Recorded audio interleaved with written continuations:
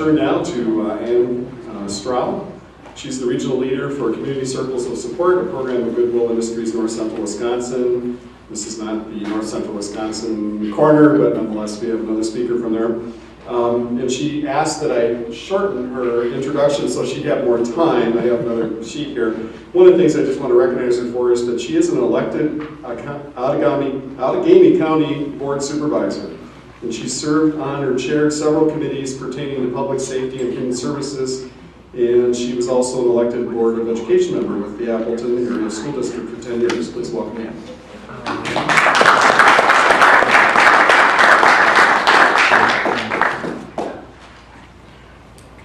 Good morning. I need time, and I'm going to go through this as quickly as possible, but I'm going to introduce you to a fairly new program which is called Community Circles of Support, and it's under the umbrella of Goodwill.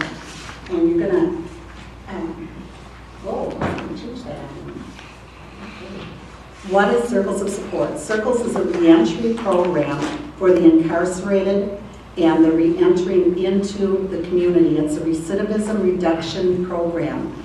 Circles, boy, this is different, I'm sorry. This is different than I had. Okay.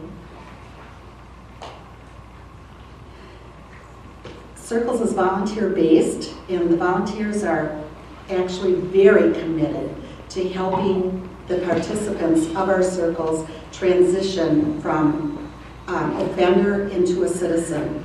And that is very important to our community. Once the participant becomes involved in our community and is working and everything else, it's less likely that that person will reoffend.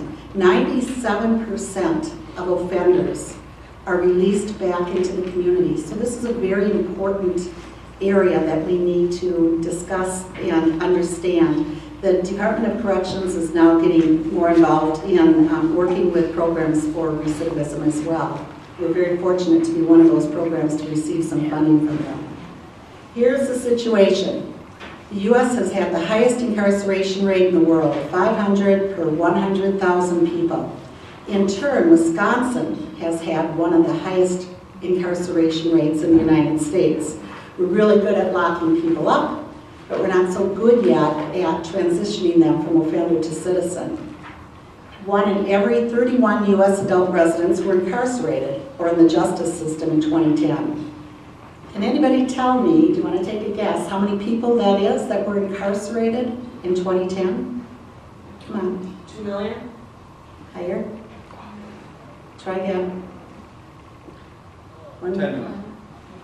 Okay, 7.3 million people. 7.3 million people incarcerated in the United States in 2010.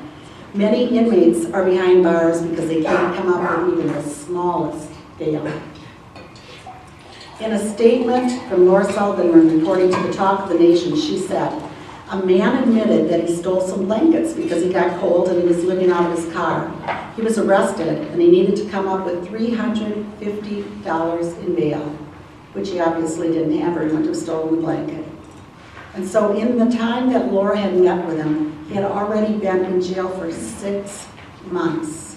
6 months because he couldn't come up with the $350. And that had cost taxpayers at that point approximately $6,000 just to house the man, clothe him, and feed him. Fortunately, he didn't have any big medical expenses to go with it. And then by the time he left, he had actually been in there for a total of 9 months because he couldn't afford the $350 in bail. Billions of dollars are being spent each year in the United States on incarceration. And right now there's 500,000 people sitting in jail because they can't make their bails. 500,000 people. This is, if it comes up, is a visual. There we go. That's a visual of the many lockup facilities that we have just in the state of Wisconsin alone. There's some max, medium, and some are Huber release centers as well, but almost every county in the state.